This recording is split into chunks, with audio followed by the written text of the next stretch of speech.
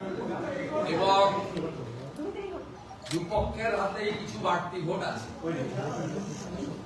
দুপক্ষের হাতে কিছু বাড়তি ভোট আছে, কিন্তু গণতান্ত্রিক বিধি বিধান মেনে আমরা বরাবরই মনে করি যে সংখ্যা অনুযায়ী নির্বাচন হওয়া উচিত এবং এখানকার ভোট ওপেন ভোট। আমরা চাই না গণতান্ত্রিক বিধি বিধান মেনে ভোটারদের কেনা বেচা, ক্রস ভোটিং এগুলো হোক, কিন্তু তৃণমূল কংগ্রেস তার 15 বছরের রাজত্বে 1 নম্বর এই বিধানসভায় বিভিন্ন দলের প্রায় 60 জনের কাছাকাছি বিধায়ককে দল বদল করিয়েছে। সংবিধানের 10 শিডিউল অনুযায়ী একজনের বিরুদ্ধেও ব্যবস্থা নেওয়া হয়নি। দ্বিতীয়ত, প্রথম এখানে রাজ্যসভা নির্বাচনে ক্রস ভোটিং এর আমদানি তৃণমূলই করেছিল। আপনারা জানেন, ইমানি বিশ্বাস, কৃষ্ণেন্দু নারায়ণ চৌধুরী, চাঁদ মোহাম্মদ, উমাপদ বাউরি এদের ভোট ক্রস করিয়ে প্রথম তৃণমূল কংগ্রেস এই ক্রস ভোটিং এর আমদানি করে। শুধু ক্রস ভোটিং এর আমদানি নয়, তৃণমূল কংগ্রেস তড়িৎ গতিতে প্রদীপ ভট্টাচার্যকে রাজ্যসভায় পাঠানোর জন্য বিকাশ রঞ্জন ভট্টাচার্যকে নমিনেশন পর্যন্ত করতে দেয়নি, গেটে আটকে রাখা হয়েছিল। শেষ মুহূর্তে তিনি এসেছিলেন। আমি বিকাশ বাবু বা প্রদীপ ভট্টাচার্যের পক্ষে বিপক্ষে বলছি না, কিন্তু আমি বলছি এই গত 15 বছরে তৃণমূল কংগ্রেস ক্রস ভোটিং, দলত্যাগ বিরোধী আইন কার্যকর না করা, বিরোধী পক্ষের প্রার্থীকে আটকানো, এসব অনেক কুকাণ্ড করেছে। আমরা অর্থাৎ আমি এবং রাজ্য বিজেপির সভাপতি শ্রমিক ভট্টাচার্য চাইলে আরো একটি নমিনেশন করাতে পারতাম এবং 16 তারিখের নির্বাচনে তৃণমূল কংগ্রেসের অনেকেই ক্রস ভোটিং করতেন, কারণ তারা জানেন প্রায় 60 জনের বেশি এমএলএ জানেন যে তারা টিকিট পাবেন না। এর বাইরেও যদিও আমরা তার ভোট আশা করি না, সমর্থনে চাই না, তিনি মমতার বিটি হুমায়ুন কবিররা তারাও কি করতেন ভোট হলে, এটাও কিন্তু কারোরই মানে অজানা ছিল সব।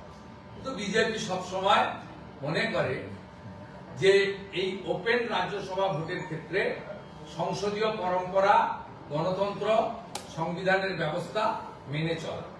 তাই ভারতীয় জনতা পার্টি প্রথম থেকেই অনন্ত মহারাজ অর্থাৎ নগেন্দ্রনাথ রায়, মাননীয় শ্রমিক ভট্টাচার্য মহোদয়, পরিশেষে রাহুল সিনহা, আমরা আমাদের ভোটার সংখ্যা অনুযায়ী আমরা নমিনেশন করেছি এবং তৃণমূলের বিপদ ছিল বলে তৃণমূল এবারে বিগত দিনের মতো বাড়তি প্রার্থী দেওয়ার ঝুঁকি নেয়নি। বিপদটা আমাদের ছিল না, বিপদ আপদ সবটাই হতেছে। শুধু আজকে রাহুল সিনহার মনোনয়ন জমার ক্ষেত্রে কিছুটা বিলম্ব হলো, কোনো জটিলতা তৈরি হয়েছিল না। কালকে আমাদের প্রার্থী ঘোষণা হয়েছে পরশুদিন, 3-4 বন্ধ ছিল। স্বাভাবিকভাবে হলফনামার সঙ্গে যে পেপারস লাগে সেটা আজকে, যেমন ধরুন ভোটার লিস্টে সার্টিফাইড কপি, এটা আস্তে আস্তে 12:30 একটা হয়েছে, 10টায় প্রেয়ার করেছেন। তারপরে অন্যান্য যে রিলেভেন্ট পেপারস রয়েছে সব পেপারস আসতে প্রায় 1:45 2 হয়ে গেছে। তারপরে উনি সই করেছেন, যেহেতু 3টে অবধি সময় ছিল আমরা সেই মতো করেছি। একটাই ওয়ার্কিং ডে আজকে পাওয়া গেছে। 3 এবং 4 দুদিন পশ্চিমবঙ্গে ছুটি ছিল, ভারতবর্ষের ছুটি একদিন ছিল, 4 তারিখ। তাই অন্যান্য রাজ্যে অন্য দলের প্রার্থীরা 3 তারিখে কাগজ রেডি করতে পেরেছে, আর আমাদের 3 তারিখেও সুযোগ ছিল না, 4 তারিখেও সুযোগ ছিল না। সেইটুকু কিন্তু তার জন্য আরো অসুবিধা হয়েছে বলে আমার তো মনে হচ্ছে না। সবটা ঠিকঠাকই হয়ে গেছে, স্মুথলি হয়ে গেছে এবং আমরা 40 জন বিধায়ক তাকে সমর্থন করেছি, 10 জন করে প্রত্যেকটা সেটে, সাফিসিয়েন্ট নাম্বার অফ প্রপোজালস। এবং রাহুল সিনহা জয়ের শুধু সময়ের অপেক্ষা। তিনি ভারতীয় জনতা পার্টির পরীক্ষিত নেতা, টেস্টেড এন্ড ট্রাস্টেড নেতা এবং সমান তালে মানে তার অ্যাক্টিভিটিস তিনি চালিয়ে গেছিলেন। দল যোগ্য মনে করেছে, শুধু কেন্দ্রীয় নেতা নয়, আমি শ্রমিক দা এবং আমাদের যে রাজ্য ইলেকশন কমিটি বসেছিলাম, তাতে আমরা যে 5টি নাম পাঠিয়েছিলাম, আজকে বলতে কোনো অস্বীকার করার উপায় নেই, সেখানে গুরুত্ব দিয়েই রাহুল সিনহার নামটাও পাঠানো হয়েছিল।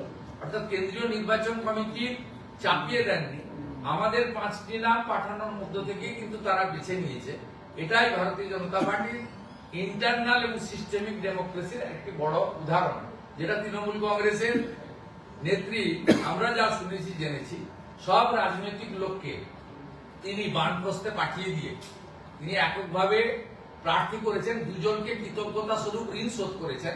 শাহ কুমারকে রিওয়ার্ড দিয়েছেন, মেনকা গুরুস্বামীকে তিনি আজকে গিফট দিয়েছেন। সুব্রত বক্সির মতো উনার যুব কংগ্রেসের সময় থেকে অদ্যবধি সুব্রত বক্সি হাঁটতে পারেন, চলতে পারেন, এখনো জেলা করেন।